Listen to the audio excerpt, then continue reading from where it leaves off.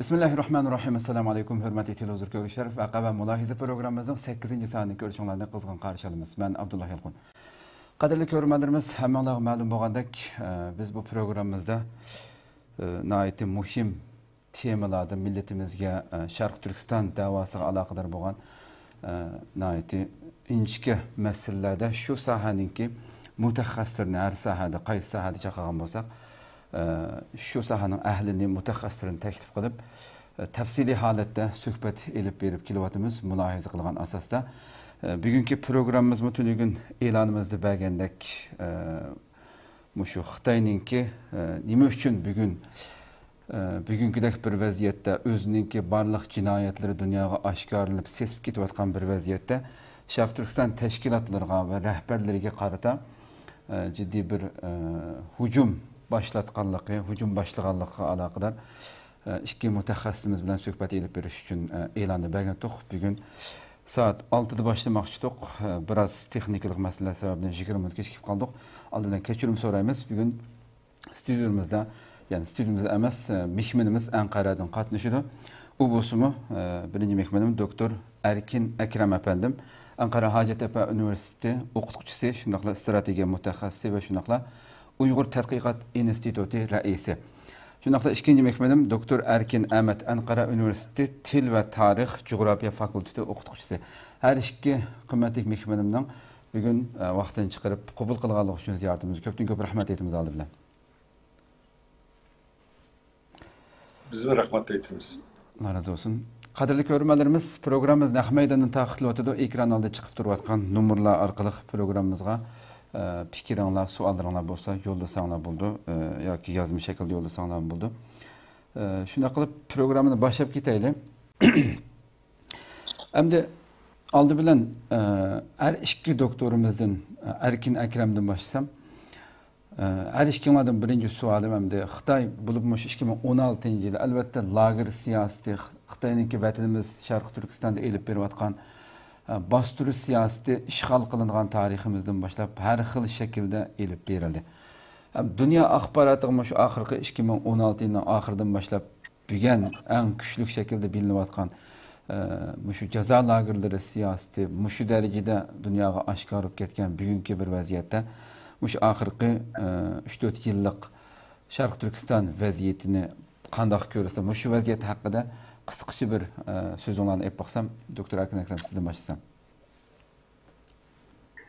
Tabii bu Xitay'ınki ilip algan suluk yıpılıp kalmadı. Çünkü Xitay aşırı bir vardı. Yani biz kınıyoruz, halkara bir şey demeydi. Ama başlangıçta halkara bulunduğunda bölgeni yok. Ama insan hakları teşkilatları bunu bölgen. Ancak önce çıkan haberler tekbir verip bulunmamış insan hakları kültüş teşkilatı kapançı doklat yazgan dinki ve Xitay'ın ben üzerinden işten kullanıyorum. Hiçbir devlet onda diyemeydi. Eğer de defasında Mandala ötküzüydü de açık etmiş koyduğu şunun yok olduğu da bana oyla var. O cihanın ki bir ayrışma ve her konuda yamanlık işler ortaş bulur lazım. Ama bazı milletlerge bunda bir taleylik ama Uygurlarga müşunda bir taley içinde de var mı? Şu an çıkar halkarada neyle insan hakları cidden olsun, neyle şu siyaset olsun. O Uygur meselesi milletlerde o bakmadan bir akvalını yarattı. Mesela bu meselesinde 20 devletler, 50 devletler arasında içiliyor. Her bir şark devletler arasında bir nime ciddeller bulunmak. Burası muşu diktatörlükünü kovdaydıran, burası demokrasi ve erkinlikini kovdaydıran bulup dünyaya ayrılıverdi. Bunda akvalla başka milletlerden, mesela Filistinlerden, Keşmirlerden, Rohingyalardan bunda akvalla bilir. Şununla bu Uygur meselesi halkarada bunda kızışınınki nurgun sebepleri var. En yakını vardır. Yani önce eskiler insanlara bunda muamele kılması lazım. İkinciden Xitay yükselgenin bilmeydiğen daha hüngeylik bir diplomatik münasebette ilip var. Ama dünyanın halkının pek narazı oldu. Üçüncüsü Xitay'ınki iktisadi ticarette bütün faydasızlığa tırıştı ve başka devletleri, başka milletlere ülkelik bir fayda tek yüzmeye aşına ilip vardı.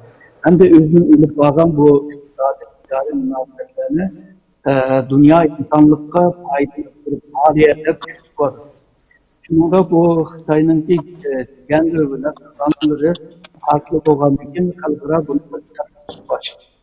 Yani bunlarla birlikte bu Uygur'un meselesi, çıkan Moğolistan meselesi ve Tayvan meselesi gerek bu meselelerle birleşken vakitte Xitay'ınki kadar böyle diktatör, zalim bir hakimiyet olganlığını gösterken oldu. Halkara asla başladı ve bununki yine de tabii Uygurlar en çok bu sorumlu kögeçken ve zulümdeki delillerine aşkar boğaçka Uygurlarınki meselesi halkların siyasi merkezde yerine ağam oldu. Hoş. Doktor Erkin Ahmet, sizin göz karşınızı bir anlap baksak. Şimdi Doğu Şarkı Türkistan meselesi erken dep ötkendek bu keyinki 3 yıl içinde bulup mu şu 2017'de radikalizm'a karşı aşkolluğa karşı mücadele namıda Xitay bu kanunu çıkargandan keyin hakikaten Şarkı Türkistan'da tarihte misli görülmegen bazı besim siyasetlerinin bulunmuş lagır kamaç bu siyasetin yürüyüşü başladı.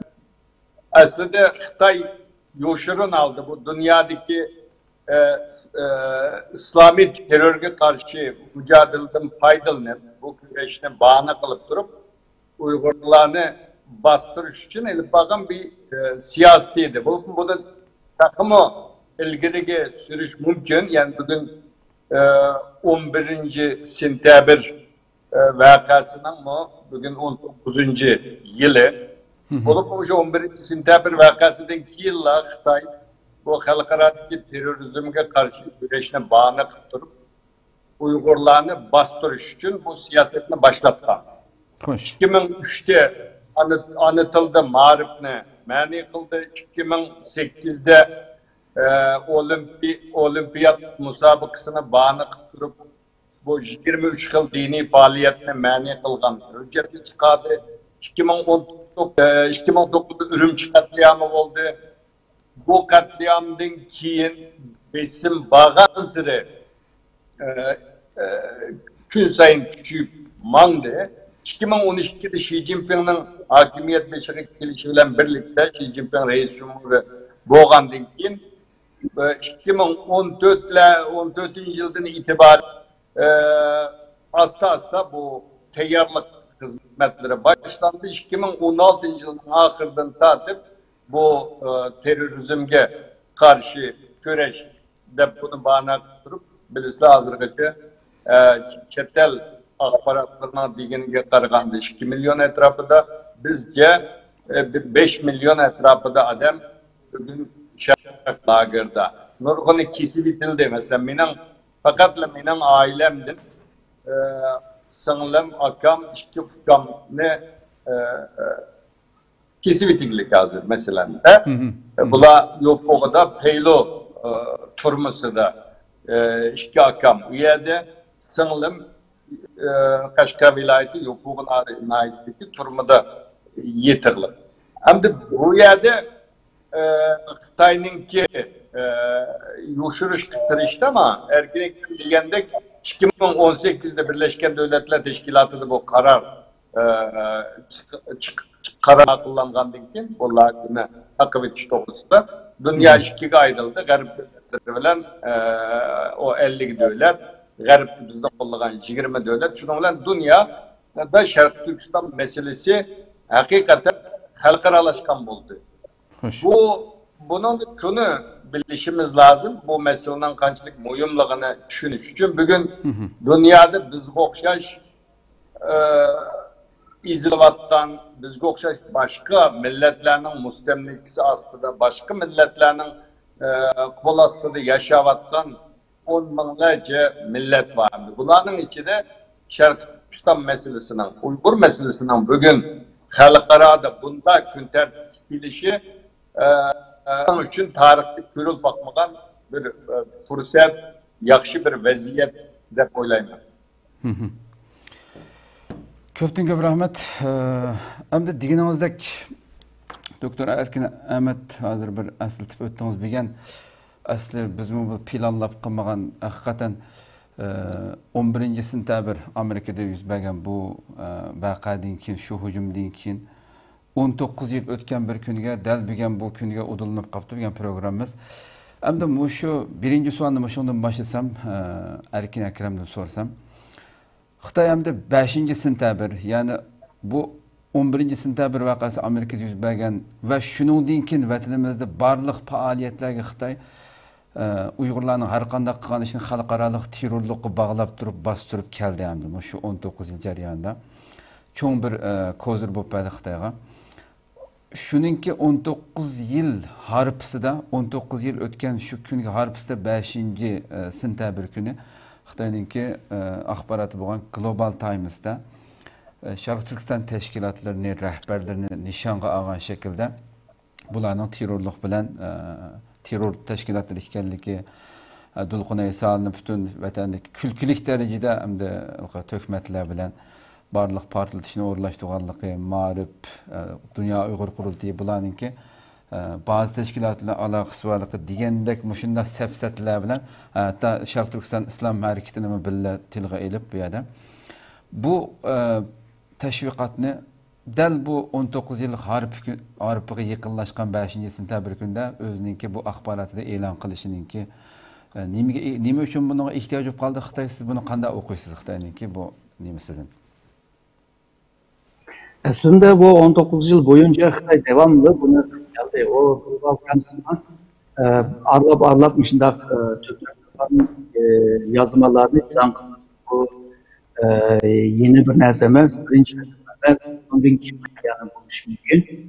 Hem de bunun kılıçındaki sebebi yine yani bu çevrede dava teşkilat ve şahsiyetlerin hepsini şeytanlaştırış. Yani bunların terörizmge, terörizmge bakmak durup xalqaradan bir istakçılıkını qo'lga tushirishninki tirishchanman. Fakat hozir dunyo o'zgardi. Buni tushunish lozim.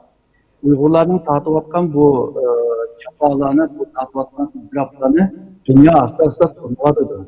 Endi popop yana Uyg'urlarni, shu da'vo qilayotgan Uyg'urlarni yana terrorizm bilan agarda gunohkor holat aytman deydigan bo'lsa, o vaqtida bu bir töhmet ve bir yalancılık. Xitoy bunu yaxshi bilish lazımdı. İkinciden bu Xitoy hozircha yani Xitoyning chet eldagi da'vo qilayotgan tashkilot va shaxslarga qarshi boshqa bir chora tepilmaganligini ko'rsatdi. Chunki bir chora ishga yaramagan, ikkinchi bir choraga o'tish lozim. Ama bu çaresizlik ahvolni yaratganini ko'rsatdi. Üçüncüsü bu Xitoyning dünyanın özgürlüğünü ve her devletler Uyghur meselesiga qarayotganligini ve Uyg'urlar agarda Xitoyga qarshi chiqqan bo'lsa hokimiyatiga o tamamen o'zininki erkinligini qo'lga tushirish uchun tirishayotganligini tushunayotgan ahvolni Xitoy bilmayapti. Yani agarda mushunday mangdigan bo'lsa Xitoy shu xalqaro bir hissasçılık ve yardım yoki bunga o'xshash destek izlash mumkiniyati qolmaydi. Xitoyninki qildigan Sharq Turkiston meselesini hal qilish, hal qiladi. Boshqa bir chora tepish lozim. Hozir qarag'anchada bunda bir yeni bir chorasi yo'q. Xo'sh. Xo'sh. Endi Amerika elchilarininki shu Global Times'da yana shu yerda tilga olib Amerika'nın qo'sh o'lcham terrorlik masalasida qo'sh o'lcham qo'llanganligini dedi. Shuni debdi-da endi o'tirib qo'yibdi. Bir qancha davlatlarda Amerika elchilari Sharq Turkiston tashkilotlarini, shu yerdagi xalqlarni ziyorat qilib ko'rishgan bo'ldi. Buningga shu Amerikadan maytatib onu ayıplab qıptı hamda. Biz hem de bu tarafın elbette Xitay arkanda bir iş qısa davamlı qaqşap yığılap yürüdüm bunu bilimiz. Nimege qarsak hem de biz Amerika elçilerindeki her qaysı devletlerdeki teşkilatlarını yoki Uyg'urlarni ziyorat qilishni qanday o'qiymiz? 2 yillarda olsam buni javobini. Doktor Erkin Ahmet'in başlamda o'qib qo'ydim. Bu Xitay Uyg'urlarni şu iki cihetden eyiplavatidir. Burundan tartib. Biri terörçü, ikincisi de bölgünçü devatıdır. Müstakillikni tergib qilgan bölgünçüler deb eyiplavatidir. Ama bu bir millette her qanday millette o müstakillikni, o besivelingan zaman bo'lgandan o müstakillik iddisi de insanlar buludu. Onu mengü yok kılamaydı onu müstakil boğucu boğan aralıkta. Hem de bu aşkulla mı buluşu mümkün? Hem millette var.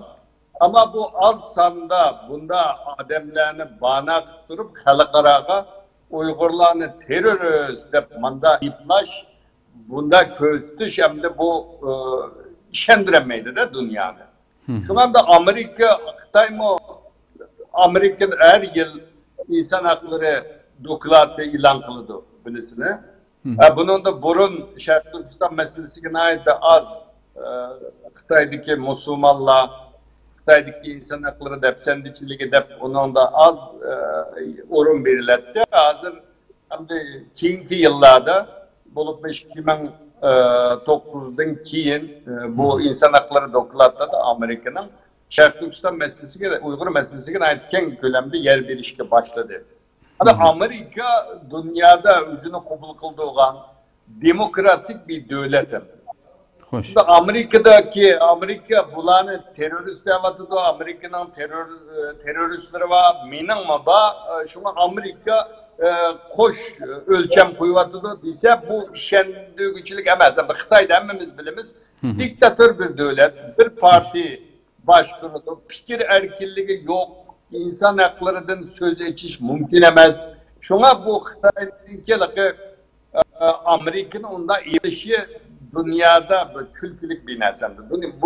Bu işendiremeydi, dünyanı işendiremeydi. Aldığından özden demokratik yollar bilen demokratik bir devlet olsan halkının ki erkin fikir yürütücü, akbarat, insan hakları, yaşaş hakkı, bütün hakları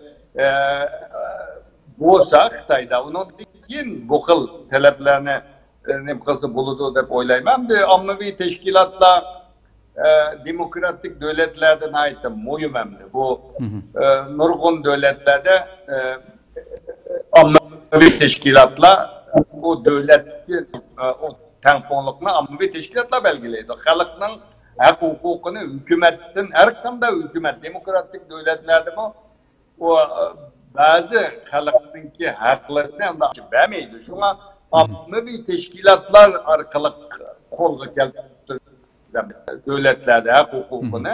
Şuna da Amerika'nınki bu Şarkı Türkistan ammavi teşkilatlarını ziyaret kılışı, bu devletlerdeki herkes devlet teşkilatlarını ziyaret kılışı bence normal bir ahval dep oylayım. Çünkü demokratik devletlerinin elçihanları da məxsus ammavi teşkilatlara yardım kıldığan, onlar hizmet planları çıkarsa iqtisadiyyattan yardım kıldığan ama məxsus bölümleri, birimleri var yani. Şuna ben bu kıl ziyaretlerini Amerika'nın ki Türkistan teşkilatları bilen görüşü, uçuşu, bu kıl ziyaretlerini normal bir ziyarette boylayım. Doktor Erkin Ekrem, şu anda siz bilen bir qancha yil burun bir suhbatdan ait aniq esimda var. Sizdan shunday bir savol so'ragandim men hamda. Xitoy hamda vahshiylarcha bostirayotdi, ziyolilarimiz bo'lsin, ilm odamlarimiz bo'lsin, puldorlar bo'lsin, vatanda shunday yo'q qilyotdi. Bu vatanning kelgusida bir mustaqillikka erishishi, shu yerda harakat qiladigan, vatanda xalqni yetaklab mangadigan, qo'zg'atadigan bir kuch qolmasa bu kelgusida qanday qilmaymiz? Mesela Xitoyning cho'ng düşmanları o vatanda mesela shunday yaramliq insonlar qolmasa qanday qildi desam, ichidan topamiz, teshidan topadi degan tang'azamda. Qisqa bir javob bergansiz. Bugun buni bu bosh elchilarningki har qaysi davlatlardagi tashkilotlarni ziyorat qilishini normal bir ko'ngil bo'lib qanday ahvoling deb ziyorat qilgan bir oddiy ziyorat deb qaramsiz yoki buni shu siz o'z vaqtida javob bergan bir kuchlarni izlashdan deb qaramsiz? Bir büyük elçi, yani baş elçi, kılgan nurgun işleri var. Birincisi, şu yaşavatkan devletteki siyasi, iktisadi, nurgun sahadaki vaziyetini analiz kılıp bunu devletke yollaş. İkinciden, şu yaşavatkan devletlerdeki şu teşkilatlar, siyasi güçler, demokrasi güçler bilen münasebetini kurup muşu devletinde buluvatkan vakalar ve peyda buluvatkan bazı meselelerde iniklaş. Bununki vazife bu. Şu açıda bu yaşavatkan devlette Uygurlarla anlaşış ve görüşüş bu Amerika için normal bir yer. Hoş. Hem de misalga Türkiye'nin misalga alsak, Türkiye'de nurgun vilayetlerge bir bazen bağlan vaktidir Kışlan'ın ruhsat ağını yok. Olup mu Türkiye'nin Kürtlerinin yaşayan rayonlarına köp var. Şununla bu normal bu büyük elçiler bu devlette üye bir işi normal. Ama Xitay'da normal emez. Xitay'da ki mesela nurgun devletlerinin ki baş elçisi Türkistan'da rahat varamaydı. Doğru. O bazıları bir bakayla ileride boyun çıkma, boyundan sonra düşürüvetken. Şununla bu Xitay bu her devletlerdeki iş kılıç uslubunu, resmiyetlerini bilmeyi demez bir durum tenkit var. Aslında tenkit kılışının mesela bağlat etmiş. Yani bu terör teşkilatlarına alakalı var. Amerikan Büyükelçisi Yavuz'la Uygurlarla emez. Kımkım teşkilatlarla görüşüdür. O Türkiye'nin başelçileri, her devletler, demokrasi devletler var. Kımkıl adamlarla görüşüdür ve Türkiye'den küçük bağlar Türk halklarla görüşüdür. Bu normal. Ama Xitay buna 200'lük tenkit var. Terör alakası vardır. Xitay'ın ki şu Taliban'la yani Afganistan Taliban'la Pakistan Taliban'la alakası yok mu? Ondan da vardır. El-Kaide'yle alakası yok mu? Vardır. Misalga şu Sudan ikiye ayrılmasından evvel her gruplarla alakası yok mu? Ve o Şark'ta ve Afrika'da bazı devletler içindeki şu cenk ciderlerini, kurallarını belirleyen şu Xitay emez. Şununla bu Xitay özünün kılmışlığını uyuşturup, onundaki hakka tövbe kılış, o doğru bulmaydı. Ankara bunu asla görüyordu. Çünkü Xitay degen neçe ming yıllık medeniyeti başlamışka, hiç adam yağan yapmaydı da buradaydı. Ama yakınki yıllarda saf yağan yapmaydı. Hazır hem de Xitayga boğan közkarışma uzunladı. Xitay'ın ki obrazını bozuldu. Xitay maaşı bir yıl, 20 yıl içindeki obrazını hem de belki 11 yıl, 15 yılda aramsızlığa etmiştir.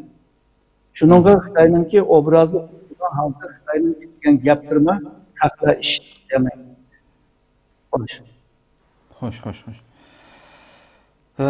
Yana bir sualni sizdan yana so'rab o'taymi hamda Amerikaningki Xitoyga qarshi nurg'un shirkatlarini, davlat organlarini aqdan har kundagidek anglab turyapmiz. Qora tizimdagi ilyotidi, jazo qo'yyapti. Amerika tamojinlari u yerga kirgan ba'zi mallarga musodir qilyapti degandek. Huawei'dan ogohlantirib keldi. Uning kendidan boshqa aptitallarning hammasini axborotlarda kundagidek anglab turyapmiz. Endi bu Amerikaning yurgizgan shu jazo tadbirlari, shu tijorat cho'ng-cho'ng shirkatlarga Türkiye'ye nispeten mesela qanday ta'siri bo'lamdi yoki kelgusida bo'lamdi? Masalan, Amerika men bir jazo bergan bir shirkatning molini sen olmaysan deb deyalamdi masalan. Buningki kelgusidagi masalan, chunki Turkiyaga qarasak, Amerika qaysi shirkatni cheklagan bo'lsa, uning mollari to'kma. Nəhayət əmmiyyədə şunun elanlarını görürüz. Yıqılışıb ketayotqandek bir vəziyyət var. Bunu əmdə qanday qılmamız? Xuddi İranğa burun embargo yürgüzgən bolsa başqa dövlətlər onun nəslini qılanmaydı, münasibət qılanmaydı. Bunu qanday görürüz? Məşunda bir cavab verən bolsanız. Hem de Amerika bir devletke bir ceza bergen vaktinde başka devletlerden başka icra eden bir halkara kanun yok. Ama Amerika'nın içki kanunu var. İçki kanunda Amerika'nın iktisadına ziyan vergen herkanda devlet ve şirketler kullanmasa Amerika ulağıma karşı ceza verilen kanun maddeleri var. Hem de Amerika cezalarıyla devam olsa o Amerika'nın şirketi Türkiye'nin şirketi bile ticaret kılmasını mecburlar. Ve yana yerde kılan Türkiye'nin ticaret deyimiz, pul muamelesi deyimiz, iktisat deyimiz, muşnuğa karta yana bazı esvaplarını Türkiye'ye biz şirketleydi. Amerika'nın sahip olan küçük. Ama bu halkaranın kanunu vermez, bizim küçükler kılalaydı. Eğer de bu Türkiye'de olan bu ceza işi yarmay kalsa, hem de o yıkık bazı sınavla tırışı da oylayman. Ama bu Türkiye'de olsaydı, Allah yalnız da Türkiye emez. Yani nurgun devletler var. Abi'nin ki usulleri işi var, ulavla imkanı kılarlar. Bunda ahvalda nurgun devletler var. Hem de hemmisi de tüyetini olmaydı. Bence Erdoğan Amerika Türkiye'de bu hafta düşüş mümkün. Yani bir cetin Türkiye müessesinde muhabbetindeki nesnesini diyelim.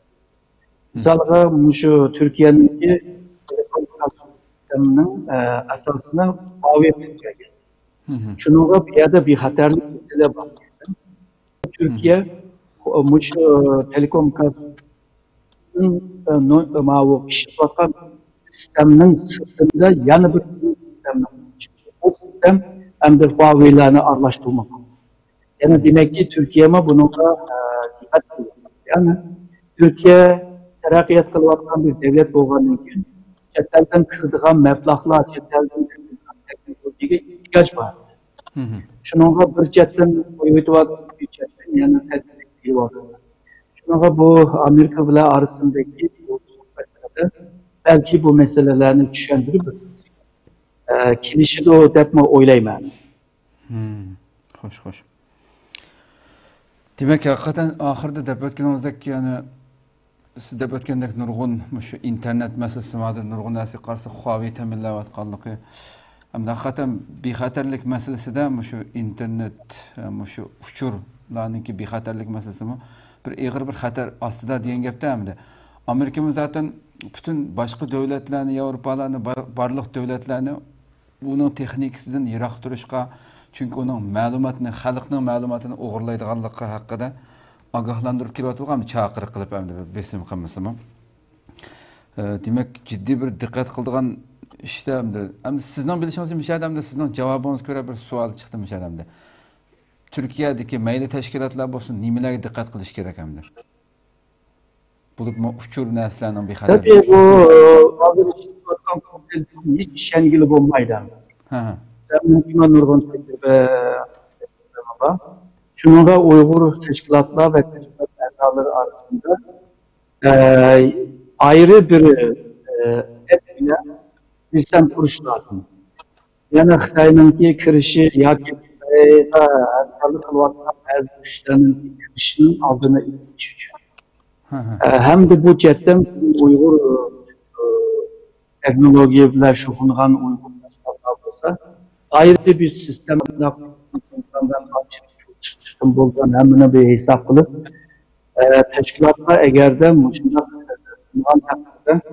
muş elektrik elektronik her anda cazip yapmakta Xitayning kuzalaydigan ahval yaratılıvadı.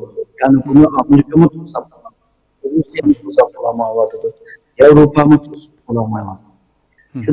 Bununla birlikte yanı görüşmeler var. Mesela Amerika'nınki bu GPS sistemi var. Bunun okşaş Avrupa'da, Rusya'da kelbisinde eğer de bu sistemde ayrılık etken vaktıda bu vaktıda ensreşleme azıydı da bu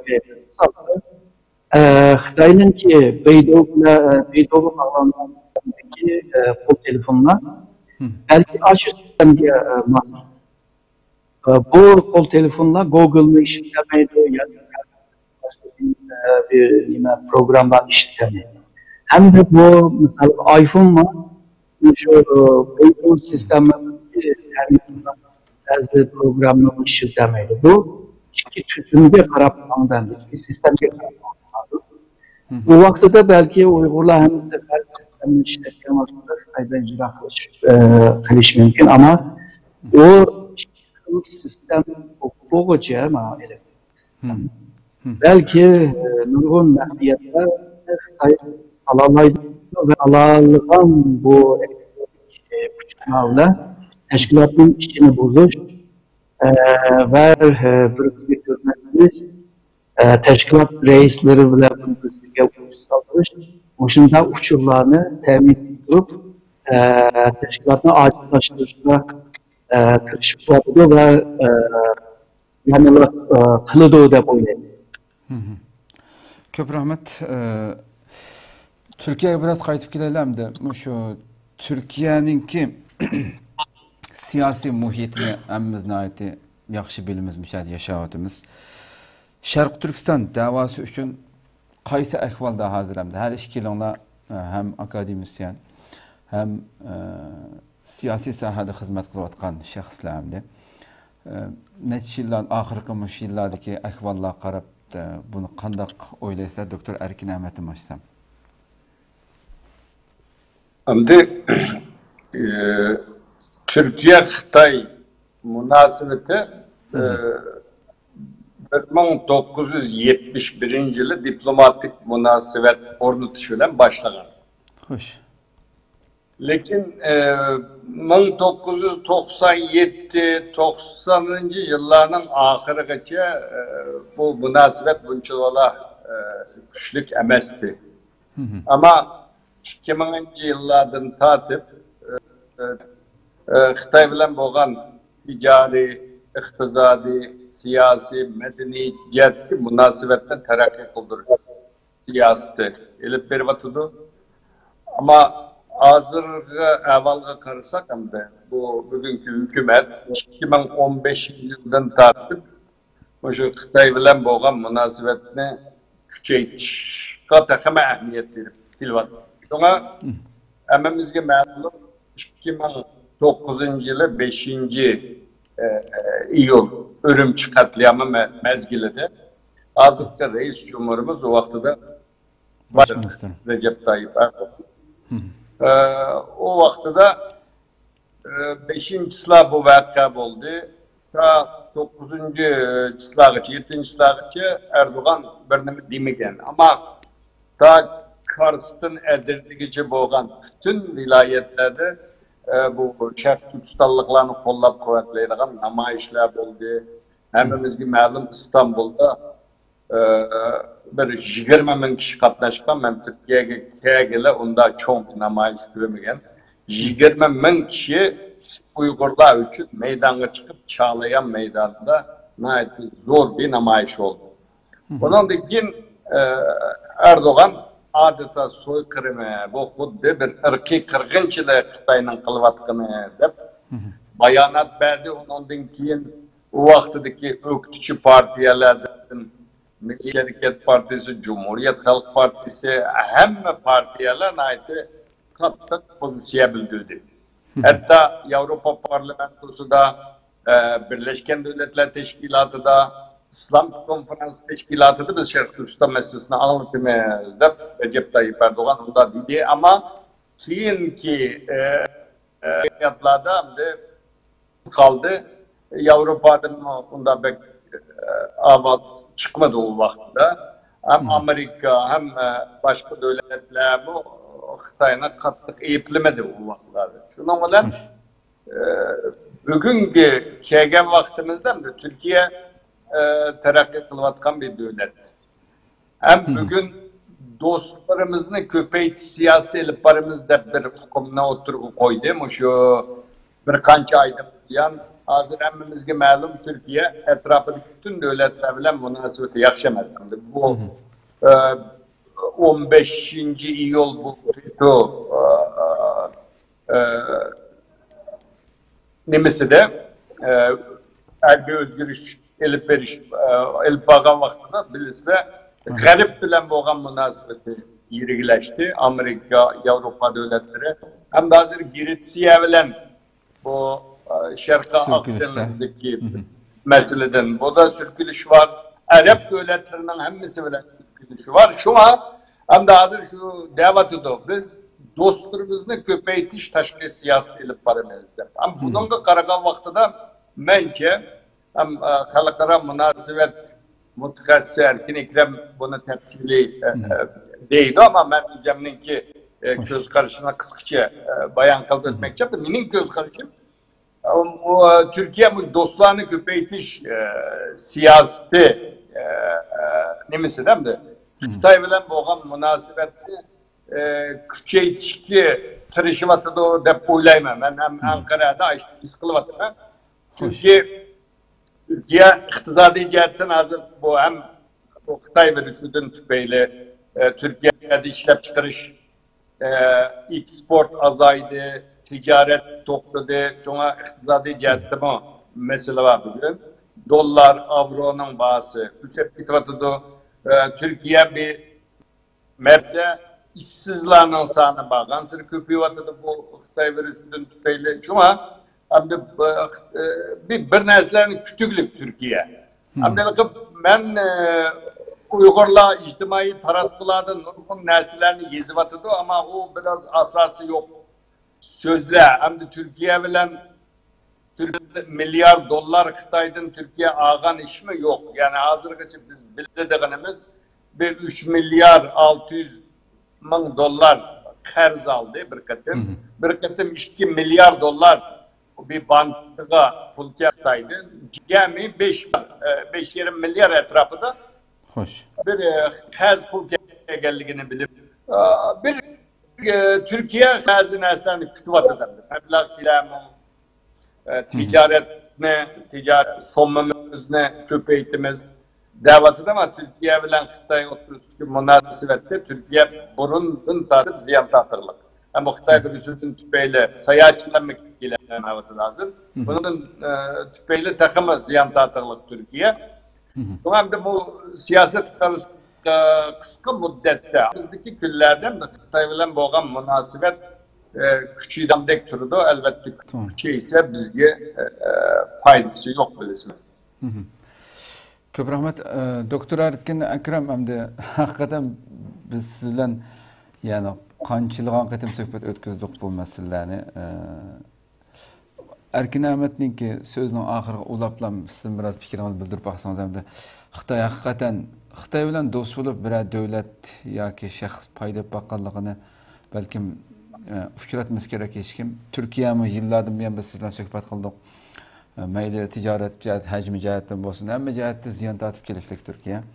Ama yana da muşundaq dostluğu yaramdır aslında. Nimini körüvatsız Türkiye'deki ahvallarını siz fikrinize baksak.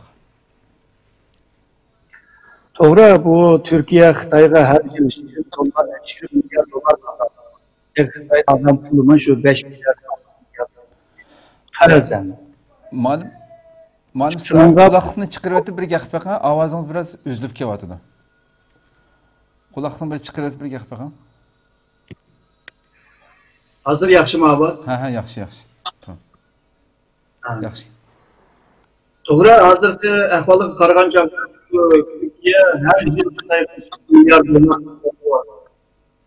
Türkiye Xitay'dan ağan qərz bu ara Türkiye'de bir payda var. İqtisad cəhətdən Xitayınınki Türkiye'ye sağlam həzmətlər var.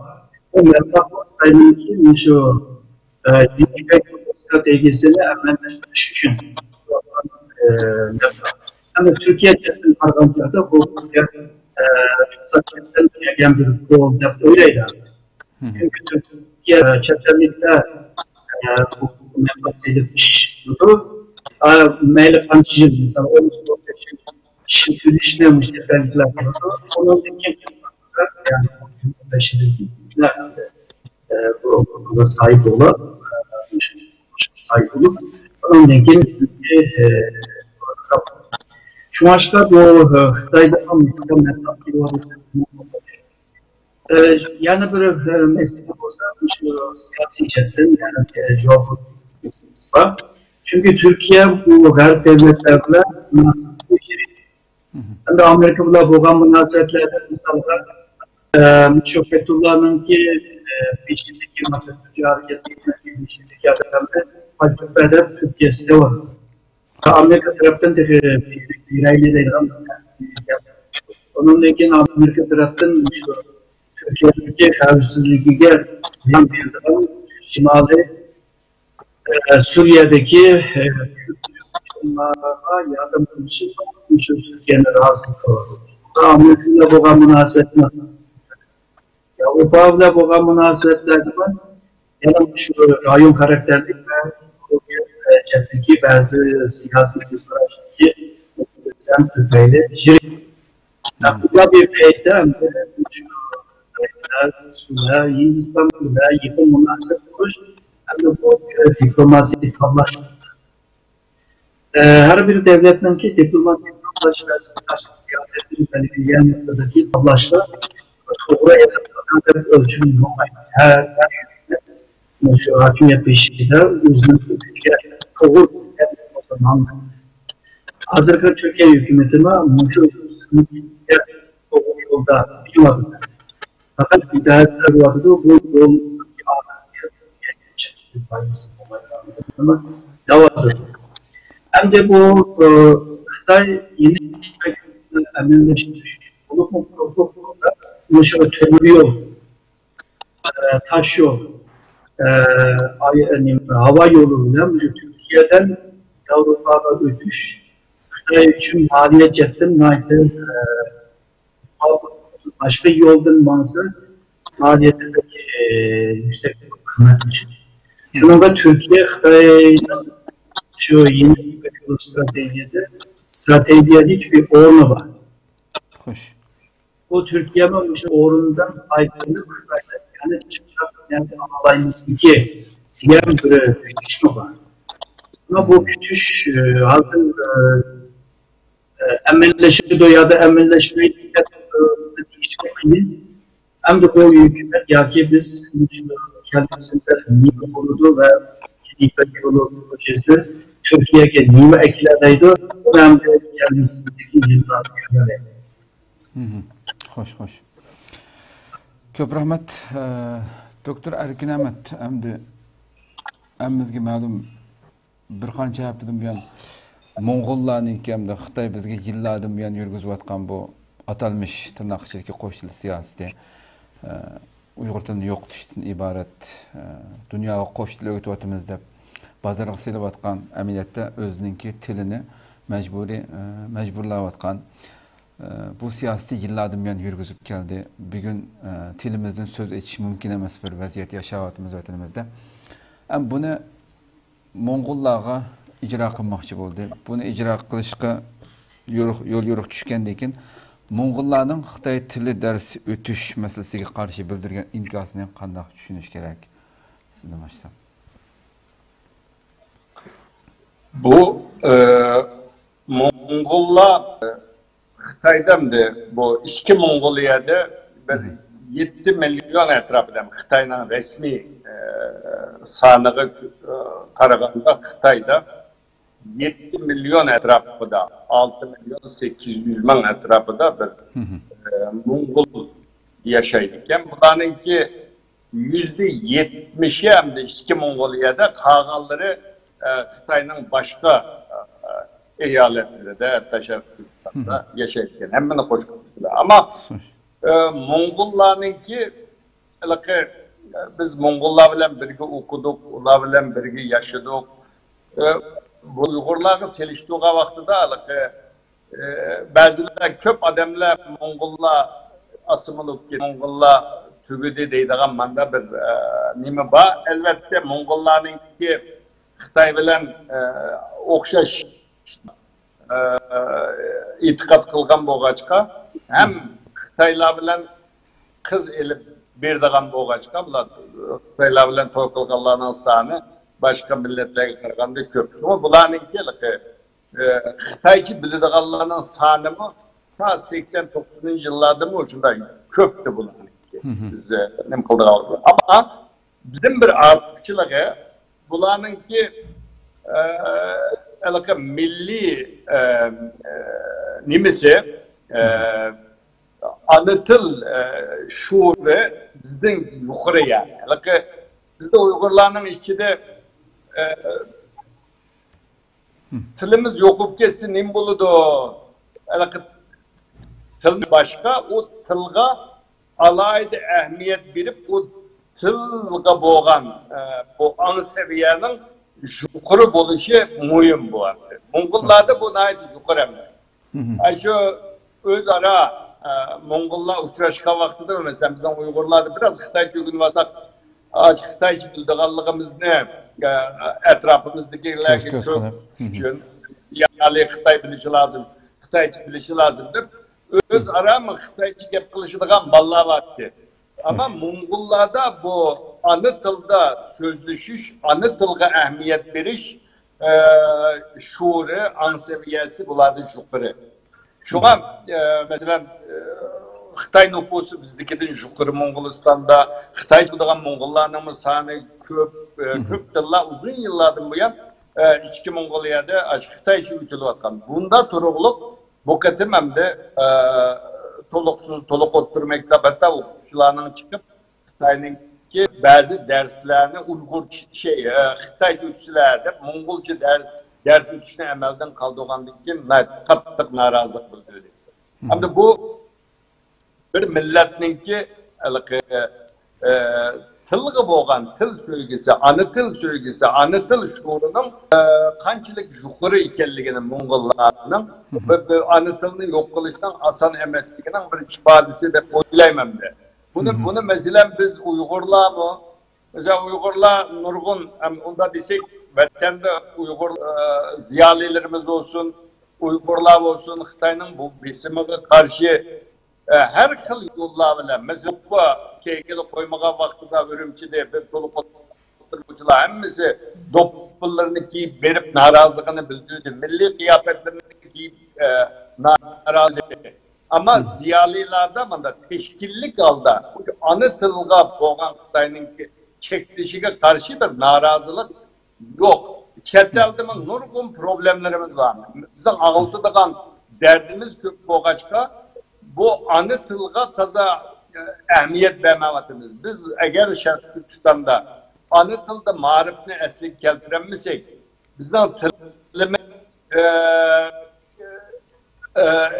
akbaratta, marifta, onun dinkin ilimde hem sahada bizden tilimiz işletilmese bu til bağın sıra acizlap manadı Xitay tili takıma hakim buludu. Şunun bilen Uygur tili yok oluş karab manadı. Bugün dünyada 7000 til var. Bu 7000 tilinin ki %60 aldığımızdaki 100 yılda yok oludu deydi tilşünaslar. Bu göz kararına oturup koyulup da hazır ilk yaptı da bir til yok oldu dünyada. Şuna biz bu tılga sel karamaslıkımız lazım. Bugün Uygurca gerçi Birleşken Devletler Teşkilatı tarafından yok oluş havfi aslındaki tıllar tizimliğine takı elinmedi ama muşundalı devam kıldığım olsa yakın gelgisi de Birleşken Devletler'in muş tizimliğine kirdi. Şu an biz muşa anı tılda marifini eslige keltiriş için mi bu küreş kılışımız lazım da böyleyim. Köp rahmet. Hakikaten Doktor Erkin Ahmet'in muş gepidin yo'lga chiqib, men bu xabarni biz istiqlolda berayotgan vaqtida shu xabarlarni arqa-arqadan chiqdi hamda. Hammasining ko'chaga chiqib namoyish qilib, hamda ashularni bostirilib ketishi Xitoyning qanday vahshiyligini biladi xuddi bizga o'xshashlar. Ama şu xabarlarni o'qiyotgan, tayyorlayotgan vaqtida men shuni his qilmay qolmadim hamda. Bizning nurg'un ziyolilarimiz bor. Hamda vatanda shunday tadrijiy holatda yo'l qo'yib, oxirida shunday qonunni chiqargan vaqtida oxirida biroz doktor Erkin Ahmedni deb o'tgandek tashkillik holatda bizning ziyolilarimizniki yoki o'qituvchilarniki mesela ish tashlab degandek buning bir qarshi bir harakat bo'lib baxmadi hamda. Doktor Erkin Akram sizdan bir ishkiz gap olsam, Uyg'urlar nima uchun shundoq bir shonliq tarixiga ega bir millat bizning millat Mo'ng'ullardek inkas qaytaramadi bizning tilimizniki. Mushu darajada yo'qotib etilishiga qarshi bugungacha. Aslında Uyg'urlar hammasi bundan pasif emas. Tinchlik anlamı var. Ve bunu siyasatlarda... Doktor Erkin Akram, şu yeni avazınız biraz çatak çıkıldı. Yeni kulaklıkta kıvasınız, kulaklık biraz yaxşılık durdu.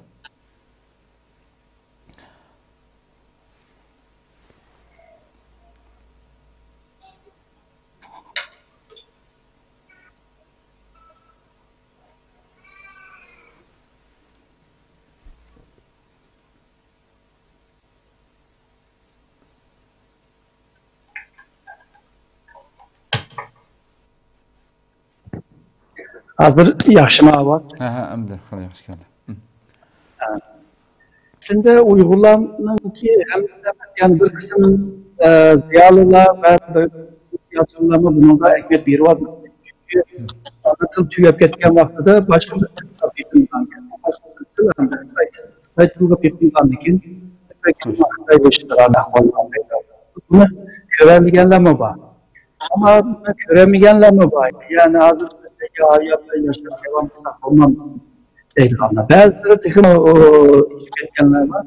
O kap kestek mi meyli o, şu Xitay'la iş kestek mi meyli o deyilganlar mı var. Üç vaxtıda Pakistan'ın reisi Cumhurbaşkanı şunda büyük yapılan etikenler. Allah'ın kima tıkı yok var, tıkı yok var. Ama Moğollarcılık ya da Tibetlercilik gündemde bu MSMO bunun kıpahmıdım. Ama Uygurlarda bir kısım eminade bir pasif var. Bunu hem de şu terbiye yargış yolu böyle. Bir milletin ki bu cihanda yaşaştığı bir hakkı olmalarını ve dini ceddime Allah dünyada yaratkan ama örlükte başka millet tatlı başka bu örlükte düşürüş için mücadele kılış lazım, küreş kılış lazım. Dini ceddime belgen bir değil mi? Mecburiyet yani bu ters. Şurada bu tıl ceddime biraz kılış lazım. Fakat abi hem de Xitay'mış o yesinden üniversitece Xitay'da arıp elip bir var. Bununki devamında belki yani Mongollardaki köpünceden Xitaycı biliyordu. Bizden böyle az çantamda böyle ahval yarışmıyor mümkün. Ama bazı halklarda bunda ahvallı mı var? Mesela Şotlandiya'da İngilizce yapıyor. İrlandalıkma yüzden tılını geçiyor ama her iki millet İngiliz tiliyle İngilizliklerle siyasi yolu böyle yolu. Yani ertürün belki küreş kıldıgan bir yıplamı çıkış mümkün. Hem de çetel hem de ikinci evlatlar İngiliz tiliyle küreş kıldıgan bunda bir ahval mı çıkış mümkün. Şuna da ertü gün bu hılkıl tiliyle çıkan noktada Uygur tılındaki acizleşişi biraz bir haterlik ahval çünkü biz Uygur'unu diye ağlığa Uygur tili. Eğer Uygur tili emez İngiliz Arapça ve Türk tili bilen bildiğimizde biz türden köpeğinin bunun içindeki sebebini düşünüyorlar. Memleketin içinde Anadolu'da bir insanın çetlerde bunun milli yolları bile mektuplarında şu evlatlarımızda şu tılığa tuş lazım. 100 evlatın içinde 25 şeyde kızdan olsa bunu çoğun bir kavgiyete görmem. Hoş, köp rahmet. Avazdan şundaq devam qılamdı. Biraz Doktor Erkin Ekrem'nin avazı biraz mesleği. Ya ben şunda anlavatamdım. Düşünüksüz buluvatıdı o, anlanmavatıdı. Avazı mı? Torunun meselesi okşaydı nasıl? Vallahi şuna da hazır mısın siz? Onda olsa bir devam kılıyorlar inşallah yakışıp kalan. Pakistan ve Kasak Doktor Erkin Ekrem sizden mi saharanız boğalık için yani sizden sorsam. 6. sentabirde bir haber çıktı hem de şu Pakistan'ınki Xitay armiyasının Pakistan təvəlliki kirib ya da bir komandalıq ştabı quruşqa başlıqanlıqı toğırlıq. Bu Amerika tərəfindən mi təkidlənibdi bu xəbər. Dövlət Müdafiə Ministerliyininki xəbərdir mi? Xitay hərbi gücününki Pakistan kirgənliki. Şu qısqıb sorsam Pakistan nima üçün öz zəmində Xitayның komandalıq ştabı quruşuğa ruxsat qılıdı o? Bunun arasında muhakkak gelişim olmuş mümkün de oylayayım. Ve bu gelişimle mecliste bir de oylayayım. Pakistan'da yalnızca bir malzeme ne çıkmaz. Bunu hem de birisi şu terörizmine karşı bunu bazı kurvatlar sayılmış. İkincisi şu yeni İpek Yolu projelerinde adam iktisadi faaliyetler ve şu faaliyetini to'xtaydigan karşı çıkıran bir armiy grubuna hem de Pakistan bunu kabul kılan kargancakta şu Xitay bilen bo'lgan yıkım geç. İkincisi Xitay'ınki Pakistan'da sağlam menfaatlarına ihtiyaç var. Üçüncüsü Hindistan'da karşısındaki karşısını toplaş için Xitay'ın yardımına ihtiyaç var. Yani jığıp yegen çağda Pakistan'da degan menfaatler hepsi milli menfaat. Şunlarsa Xitay'ınki makul değişi normal pek görünüyor. Yani Pakistan hükümeti için normal görünüyor. Pakistan'ın bazıları için emestor. Şunlarsa bu Xitay'ın Pakistan'ın Hindistan'ın arasındaki ilişkilerden payı. Pakistan'da mı yeni yapıyor? Hem de çetin bağlavattı. Şununla hazır şu xavfsizlik cetten şu Pakistan'da üzgü bağlanan Pakistan mı özündeki xavfsizlik ve iktisat taraflarını uğraşmış için Xitay'daki bir devletke muhtaç duyulattı. Ama bunda bana vermeyi de söyleyemem. Kendisinde bu tempomuzda özgürlük atmada bu aspektlerinde özgürlük de söyleyemem. Çünkü 62. yıllıca Pakistan'da Xitay'ın münasebeti beklenmiyor. Şu 62'de Xitay'a Hindistan aktivite kuruluştu ki Anadolu'da başladı çünkü ortak menfaatle kapalılanmadı. Hazır şu ortak menfaatine devam ediyor. Eğer ortak menfaatine kapalılanmadı belki özgürlük mümkün de boylayın. Hoş.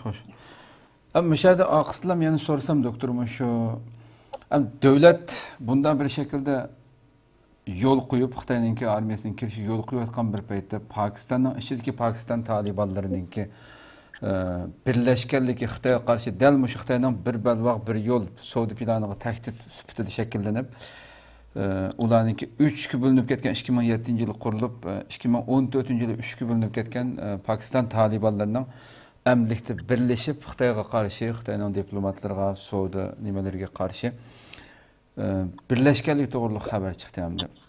Bu xabar Fransiya agentligi, Yaponiya taratqullarining xabaridan chiqdi.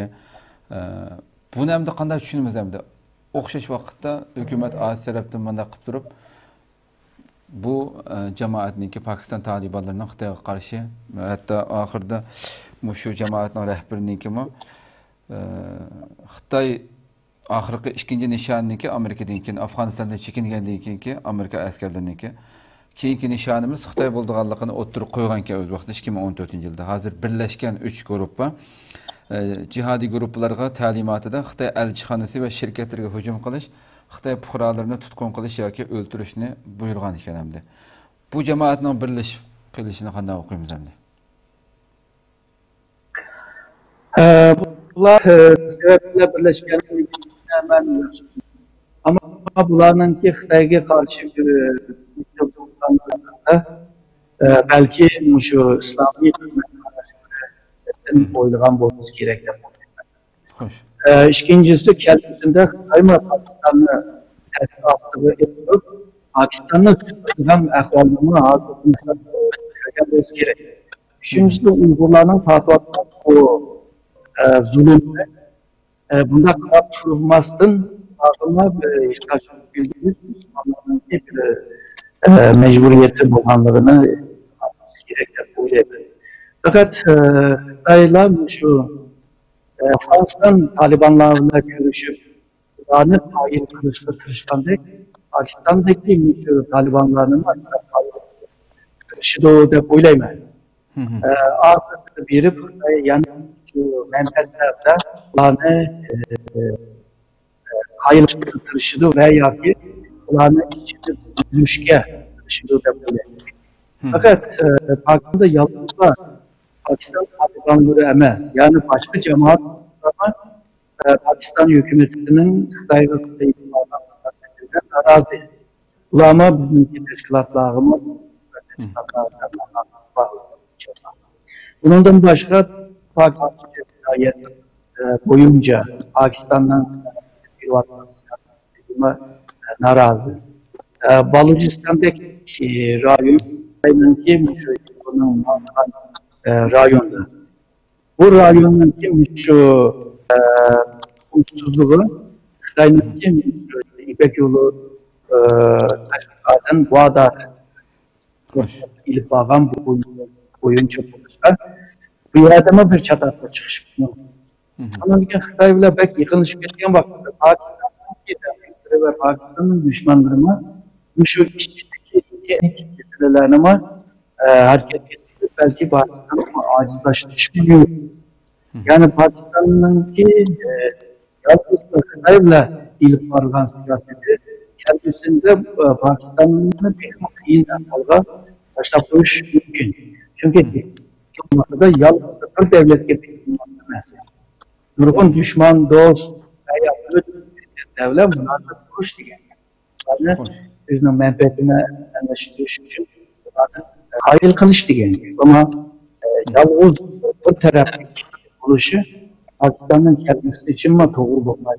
Çünkü tallaş yolu birle bakmazsa bir kalır. Bu bir kılıç ahvalının Pakistan'ın cemaatleri ve halkına rahatsız bulgan vaxtıda bunu avazlı şekilde bulgan vaxtıda Pakistan hükümeti bu siyasetlerine özgertiş mümkün de olayım. Ahırkı sualımdan, işkine ortak sualımdan burun bir sual soruvalı. Yine Dr. Erkin Ekrem'den sizden saharınız bekirek boğalı için. Xitoy Hindistan'daki keskinleşiyotgan bu vaziyetiga qanday qaraysiz? Albatta ne chiqitimish oxirgi mezgillarda birdam kelishidi, yana buziladi degandek bir jiddiy bir vaziyat turyotidi. Bu qanday hal qilinishi mumkin, nega berishi mumkin bunun kayni sizning ko'zingizda? Bu yeni bir mezgilning ichida hal bo'lmaydi. Bu chegara meselesi hal kendisinde Şarkı Türkistan müstakil noktasında ya Hindistan ve Şarkı Türkistan arasında ya çigra meselesi ya mümkün tertip edildi ya her oldu. Çigra meselesi hal kılıç için bizden özgerken bir özgür. O özgür hazır yakın zamanda görünmüyor. Ondan başka Hindistan'da Xitay var. Terakkiyat kılan devlet olan. Asya'daki çok güçler bu. Bunların işlep çıkaran malları okşaydı ve işlep çıkaran malları pazarda bakıp sitişteki o pazarma okşaşma oldu ve pazarda rekabet işlep çıkıştığına rekabet. Bunun için jeopolitik cettime rekabet var. Daha güç mendeydiğen alanlar. Bundan başka şu Hindistan koşu devletlerinde Xitay'ın yakın münasebetleri ve bu koşu devletler birlikte kurulan ermi punktta varsa bu Hindistan'ın hayatıyla sağlamlığı Hindistanlıkla aşinayız kılıyor. Şununla bu Hindi okyanus etrafında şuna açıklar Hindistan'a Japonya bile strateji hemkarlığı.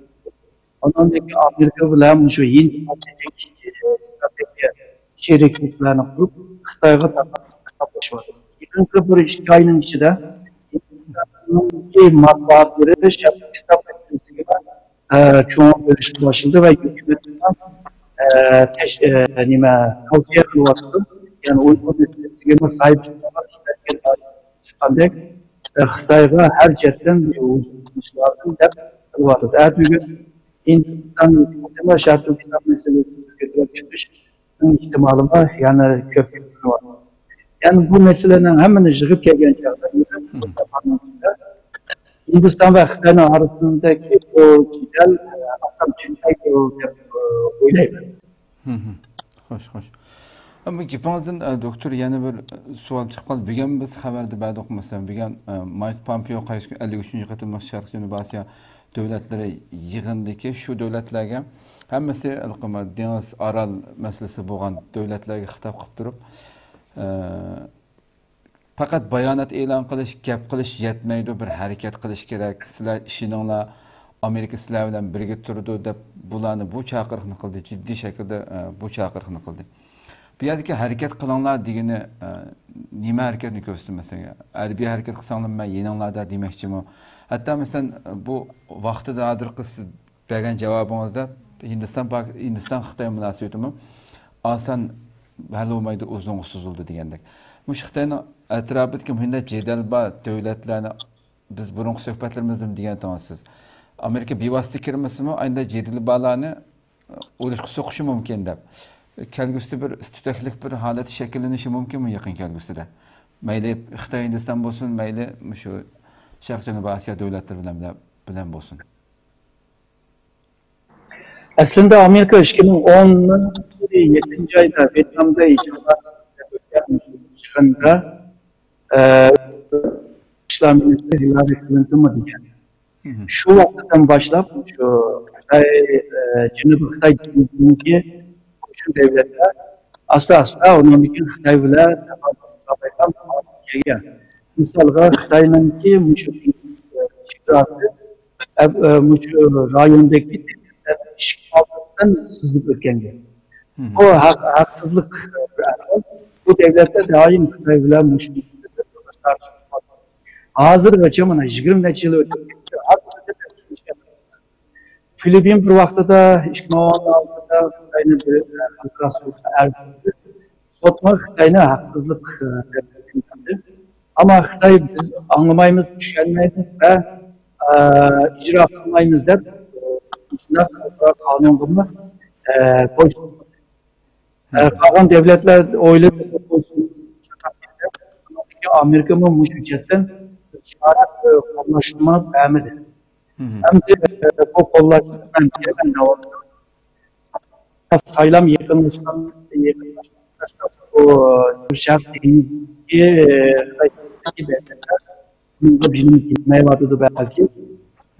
Ama şunda turukluk Xitay'a karşı birlikte hareket kılan vaziyetme şekillenme. Xitay'da birden kelime var. Müzakere kılayım. Ama birlikte kılımız çünkü bu iş yerine alakadar kılan bir mesele. Yani bu deniz rayonundaki ihtilaflarla işte müzakere bile yaptığımızda. Aslında 10 yıl evvel şu Cenab-ı devlet şu deniz rayonundaki devletler Xitayla bulunan bu jiriklik münasebetinde yıkıma evcilleş, güçlü bu güçlüşme şu akademide bu getirdiğinde bence yıkıma güçlüş mümkün. Sağlıkta belirtildiğinde Cumhurreisi bunun Xitayla yıkım münasebet kurup aral meseleni ve deniz çıkar meselesini el kılımızda oylaşır. Ama hazırlıkça buna devamlı hatta ötkenki bir argancada ki bu Filipin'in taşkışlar diğerlerden diyen gibi yani deniz meselesi çıkar diyen vakitte Xi Jinping bu gepne demedi. Ondaqda şu bizim de bizde var. O yapı aslında teşhisan kanalcısı Filipin'de mi çıkmaz? Filipin özgergenliği nurgun devletler var. Koydayım hazırlıca. Misalda Brunei'deyimiz, Endonezya'dayimiz, Singapur'da, Cimtuğa'da, Rayun devletler hem müsaade yapmakta. Bunun denki bu nime Xitayga karşı bir jürek bir nimeden bunu oturup çıkış mümkün. Vietnam'da devamlı Xitay vilayeti çıkardı bulacağımdı. 84'te denizde bir canlandı. Hazırlıca Vietnam deniz sahalarına oradayımında Xitay vilayeti ne çıktı denizde çıkaldı ve devamlı hayat var. Bu da ama Vietnam devleti olsa Amerika bu işler çıkarıp armasını olmasa Vietnam Amerika'nın münasebeti küçükken o seviyeye girdi. Kemigen. Demek ki Vietnam her şirketlerine bu Amerika'da ihtiyaç var. Eğer de bunda ahval hem de bir kadem destekman olsa Xitay şu rayondaki deniz rayondaki koşu devletlerine bir cidel çıkışındaki ihtimalımı buldu. Kime ve kime arasında bir can yani benim can bir şey canlanma buluş mümkün. Amerika olsa kapasite siyasi cepten olmaydı. Eğer can ülkesi bence kural devletlerine bu devletlere yardım bu ceryanda hem de Avustralya ve Japonya için oylama ki Amerika şu deniz sahilinde yine bir NATO'ya okşaydıran koyda. Bu planın ki hem Amerika'daki nurgun kimileri, aynı var. Arıplama burun kalgancının sabit çetirme ve bu rayonlarını takip var. Demek ki Amerika'nın kendisinde bu Xitay denizde küçük bir topyekun uğraşamaz da canamaz da kuşlarının ki peyda buluşuna hazırdan başladığını araz kazanması gerek. Bunçilik her bir cidden tayarlık, siyasi cidden tayarlık, diplomasi cidden tayarlık, hatta hayvanın intikamıyla hayvanın bu şu Cenab-ı Deniz'de yani bir artık şirketinin ki bu planı oluşmuş. Çünkü kural cidden her bir cidden buranın ki münasebeti ağan seni çoğunluşmadığı, yıkımlaşmadığı. Yani Türkiye'de bir çatak çıkıdığın, müşteri rayonunda bir çatak çıkıdığın ahval peyda buluyor. Köp rahmet. Qadirli görürmelerimiz programımızın devam kılımız en ahırkı suadım var haleşki doktorumuzga. Ama ondan burun 1 minutluk bir programı ilanımız var. Onu görüp ötkendikin devam kılımız. Her qandaq bir cemiyet üçün balayı afet hesaplandıgan fitne ig'volar tarixdan buyon üzülüp qalmagan ve küçülük devletlerinin yıkılışıga, cemiyetinin parçalanışıga sebep bo'lgan. Uyghur xalqimi o'tmishdan ta hozirgacha fitne ig'vodan iborat bu afetning ig'ir ziyniga uchrab kelmoqda. Shundaqla azaliy dushmanimiz Xitoymi muhojiratdagi xalqimizni bir yerga keltirmaslik, parçalash orqali kuchimizni ojizlatish uchun butun kuchini ishga solmoqda. Uçuq söhbət proqramımızın bu qıtımqı alohida sonida Kamina Abdullah Yalqun fitna ig'vo bilan tanqidni ayirishning o'lchami nima? Fitna ig'volarning Sharq Turkiston davosiga ko'rsatadigan salbiy ta'sirlari qaysilar? Uyg'urlar tarixda fitna ig'vo sababli qanday mag'lubiyatga uchragan? Fitna ig'volar jamiyatga qanday baloyi ofatlarni elib keladi? Fitna ig'volardan qutulishning yo'llari bormi? Fitna ig'voning dinimizdagi hukmi nima qatorliq savollarni so'rayman.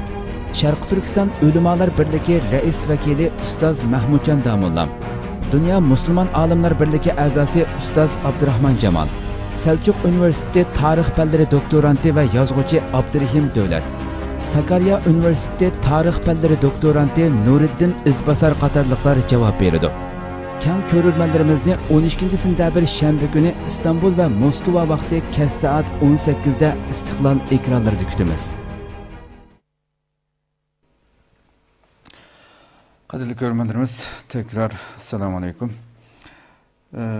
Oxirgi savolim hurmatli ikki doktorimizdan oldi bilan doktor Erkin Ahmeddan boshlay. Xitoyning Sharq Turkistondagi qonliq siyosati bu vahshiydagi patiqanda oxirlashishi mumkinmi bugungi xalqaro vaziyat, Uyg'urlarni mushuncha kuchli qo'llash, bunun qarab turib qanday qaraysiz siz endi? Şimdi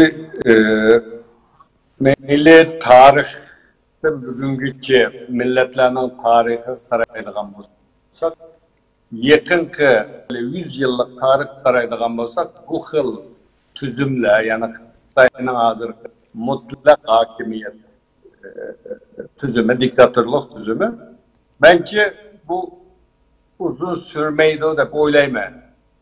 Hem onu ümit qilaman. Çünkü bu bugün 21. yüzyılga teknolojiye çıkıda yaşavatımız. Xitay hazırgacha bo'lgan bu 71 yıl içinde köp vakitlarda şu rayonunu çetelge itivitip durup çeteldeki hem muhbirler hiç kimini bu rayonga kirgizmeyi hazırgacha bu besim siyasetini davamlaştırıp gelgen. Bunun en ahırkı vahşi siyasetin örneği hazırkı 17. yıla başlayan bu ceza lagerleri. Yani benim 21. yüzyılda 5 milyon bugün kampta lagerlerde. Bunu mu yuşuruş kıtırıştı Xitay? Gayet kiraylı kısımlarını koydu. Terbiyeleş merkezi dedi, teknik öğütüş merkezi dedi, nurgun kısımlar bilen bunu yoşuruşka tırıştan boz dünya teknolojiye terakki kılgan bugünkü günümüzde bunların hemmesi de aşkarlandı. Şundan bilen Xitay en ahırda buna kubul kılış oldu. Ama şunda bir siyasetle bağlılığını kubul kılışka mecbur oldu. Ama Şark Türkistan tarihi karaysak mı şunda? Yani mağlum bir mezgil, yani 10 yıl, 20 yılda bir kıtım çok vakalarını görürüz. Şark Türkistan'ın tarihi karaydıgan olsak. Bir besim kılgan sıra o insanların onunla çıdaş bir derecesi var. Mağlum bir seviye kelgenden keyin bu patlak qavatgan gapda. Hamda qalaymayli Barın vakası olsun. Barın vakasından keyin 97'de Gulcu vakası oldu. Gulcu vakasından keyin 9'da Ürümçi oldu. Bununla okşaş 10 yılda bir bu vakalarını gördük, yaşadık. Onun için ben Xitayning kendi bu siyasetin vazgeçidiganlığa işinime. Yani bu xil siyaset bilen Xitay özü dünyanı davatıdı. Bir kuşak, yani Xitayning yeni İpek yolu bilen bütün dünyada Amerika'ya okşaş ben çok bir devlet olma dep çıkan bir devlet. Bunda bir devlet bu xil iptidai siyaset bilen çok devlet bulanmaydı. Çoğu devlet buluşan demokratik bir takım haklarını verişi lazım. Şuna ben şarkındaki bu besim siyasetinden Xitayning can talışı deb oylayman. Bunun yine qanday bir özgürlük onu aldığımızdaki yıllarda görürüz ama biz Şarkı Türkistanlıklar buluştuğumuzda bu Xitay'daki özgürlük'e hazır oluşumuz lazım. Yani hem cihetten bunda bir özgürlük bu kalgan takdirde biz talep kılımız Xitay'dan. Nime kadar bir devlet kuruşuna, kadar bir hak hukukuna, nime talep kılımız degenge biz teyyab oluşumuz lazım. O şu takdirde bizim erkinlikle, müstakillığımızga erişebiliriz. Hem de bu elbette meyle halkara vaziyette olsun, çeteldeki Şarkistan teşkilatları da olsun, gün sayın küçeydi, dava küçüyüvatıdı. Ama bunun da layık bir diaspora, yani çeteldeki Şarkı Türkistan ammavi teşkilatları, ziyaliler, halkımız, hemimizden bunun da teyyar oluşu lazım. Yani bugün karaydıgan bozdakam içtimai taratkularda bazı işte kurluktan tüpeyle ben içtimai taratkularına aktif işletemem bir kişi. Şu an ben içtimai taratkular karaga vaktinde ben ümitsizleneme bazıda. Yani bugün vatanda dünyada birden bir ata-anası bilen, yakınları bilen erkin telefon görüşemegen birden bir millet biz bugün dünyada. Bugün içtimai taratkularda 5000'e yakın dostumuz var. Bir tukunumuz yok aşağı içinde. Hem işlik bir vaziyette nurgunumuzdaki ata-anamız nimboldu, ulanın akıbetini bilmeyimiz. Bunda bir vaziyette çeteldeki Şarkı Türkistan ammavi teşkilatlarının, Şarkı Türkistanlıklarının, ziyalilerinin birbirimiz bilen bunda taratkularda bunda seviyesiz talaş tartışlar biz için neydi zor ziyallık oylayma. Şunun için bizde bir söz var ama Türklerde. Bilgi sahibi olmadan fikir sahibi olma. Yani malumat ilgisi bombay durup fikir yürgüzmezlik gerek. Bugün bizim Uygurların içinde nurgun biz ziyali diyen kişilerimiz, okugan diyen kişilerimiz malumat ilgisi bombay durup bazı meselelerde fikir yürgüzür. O fikir yürgüzgendikken o hata çıkadı o netice. Şuna menan diyenim bizden devamlı deyilip kilovatkan gap bugünkü günde takıma ihtiyacımız var. Birlik ihtiyacımız var, ittifaklıkta ihtiyacımız var. Bunda boğan takdirde biz bugünkü vaziyette dünyanın Şarkı Türkistan meselesi boğan bu kömül bölüşüge maslışalar. Bununla biz özara cidel bilen kalımız dünyanın ki bizge kömül bulatkan bu vaziyetiga erişemeye kalımız. Onun için ben Uygurların ki kayıtta biz bu vaziyette maslışılgan şekilde kallarımızı silkip itip yine de birlik, ittifaklık, beraberlik içinde bu davanı yeni bir tirişimiz lazım da koyuyorum. Çok köp rahmet nayet yaxşı iç badal Allah razı olsun. Doktor Erkin Akrem sizden bir ağız gap edip tügatsek programımızı. Bu 19. əsrdə İngiltere'ninki dağlık bir tarihçi ve siyasi onun gibi bile Türkiye bu deydi her anda hakimiyet tügüşüdür deydi. Mutlak hakimiyet çokum tügüşüdür. Ama benim sonra Uygurlar teyyam. O şey. Şunu tügatmaz. Her bir Uygur oyunlaşıqı tegişlik sual belgisi kaldırsa bir kaldığan oyunlaşı gerek boğan meselelerini tügattınız. Köp rahmet etimiz Allah razı olsun. Avazınız bazı aşındaq igiz bas mikrofon meselesinden çok açıqda olayma. İnşallah düşünüşlük düşengendu. Ben meyada yaxşı %90% yaxşı düşendim. Qadrlik ko'rmanlarimiz har ikkilar oldi bilan qimmatli vaqtlarni chiqarib qatnashib berganlar uchun ko'p rahmat aytamiz.